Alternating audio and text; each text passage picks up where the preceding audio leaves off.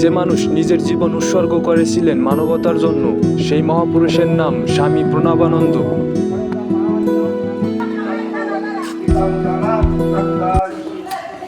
নমস্কার।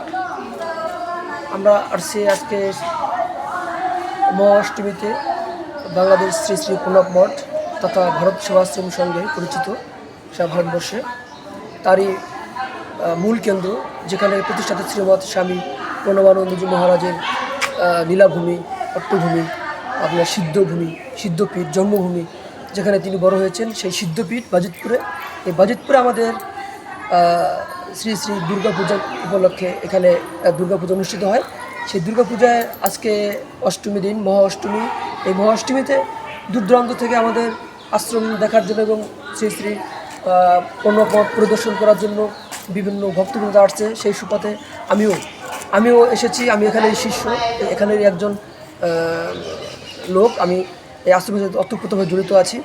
এই আশ্রমের পক্ষ থেকে আমি সকল দেশবাসীকে জানাই শারদীয় দুর্গাপূজার শুভেচ্ছা এবং সকলকে এই সিদ্ধভূমি, সিদ্ধপীঠ, যুগাচার্য শ্রীমৎ স্বামী প্রণবানন্দজি মহারাজের লীলাভূমি, জন্মভূমি, শ্রী শ্রী প্রণব মঠ প্রতিষ্ঠাতা যিনি ছিলেন স্বামী প্রণবানন্দজি মহারাজের সেই মূল যে সিদ্ধপীঠ রয়েছে এই বাজিতপুর আশ্রম, এখানে আসার জন্য সকলকে আমি উদাত্ত আহ্বান করব এবং উদাত্ত আহ্বান করছি। আপনারা আসবেন, পূজা দেখবেন এবং এই ঠাকুরের কাছে এসে আশীর্বাদ নেবেন, মা দুর্গা আশীর্বাদ নেবেন, প্রসাদ গ্রহণ করবেন। জয়। স্বামী প্রণবানন্দ শুধু একজন সন্ন্যাসী নন, তিনি ছিলেন সমাজ পরিবর্তনের এক অগ্নিশিক্ষা। তার ত্যাগ, ভক্তি আর মানব সেবার ইতিহাস আজও আমাদের মনে আলো জ্বলায়। জানুন সেই অজানা অধ্যায় যা আপনাকে নাড়া দেবে মনে প্রাণে। আপনার হৃদয়ে যদি প্রণবানন্দের আদর্শে আগুন জ্বলায়, তবে এই ভিডিওটি শেয়ার করুন। চলুন তার মহিমা ছড়িয়ে দেই প্রজন্ম থেকে প্রজন্ম।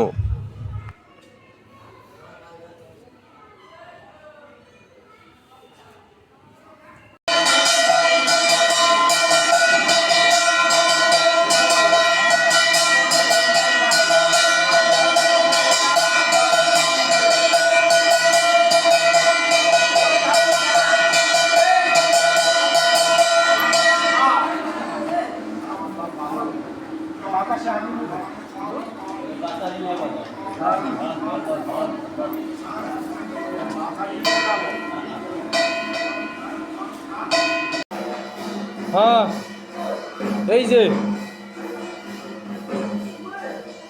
এই ভিতরে